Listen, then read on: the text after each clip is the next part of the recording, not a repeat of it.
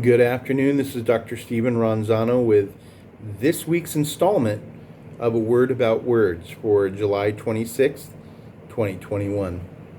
When I was a kid, there were all these super scary movies that were made, I think, just to scare us to death and give us nightmares. There was Halloween, Chucky, The Exorcist, and The Omen. Some of the scariest movies, I think, that I have ever seen. However, The Omen was the scariest.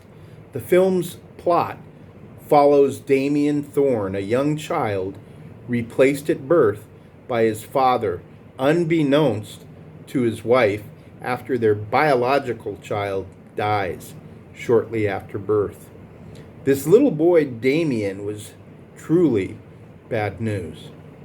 This week's Word About Word is dedicated to those movies that burned an indelible mark upon our souls in the decades of the 70s and the 80s.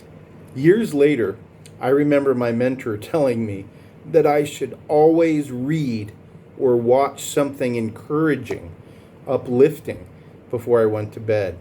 The last thing in your mind, he used to say, will be the first thing that will creep until you're into your subconscious mind before you go off to sleep.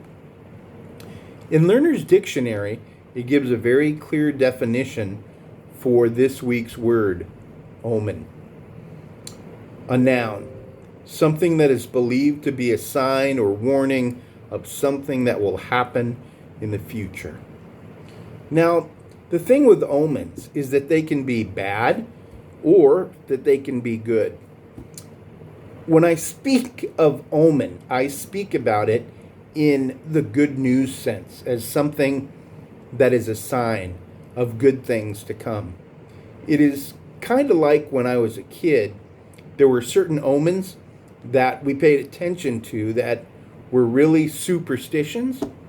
Things like if a black cat crossed your path and then doubled back, that was certainty, and that you would have some bad luck for that week. It was a bad omen. Or if you accidentally broke a mirror, it supposedly brought with it 7 years of bad luck. Personally, 1 year of bad luck I think is enough. My favorite omen, though, was my grandmother's.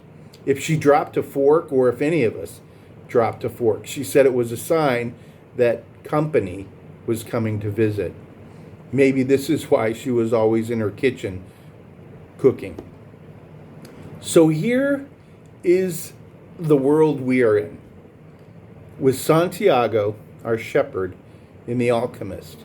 His world is filled with grumpy gypsies, kings disguised as old men, thieves that say they're your friends, and a mysterious man known as the Alchemist that people seek out so they can learn the art of alchemy in order to change ordinary metal into gold. This world also contains an Arab girl with dark, beautiful eyes that the omens and Santiago's personal legends tell him that he will love and marry. Omens, after all, are the secrets that we all want to understand on our own journey in life. Life is a mystery, and we should approach life each day as an opportunity to make our lives and the lives of others the best they can be.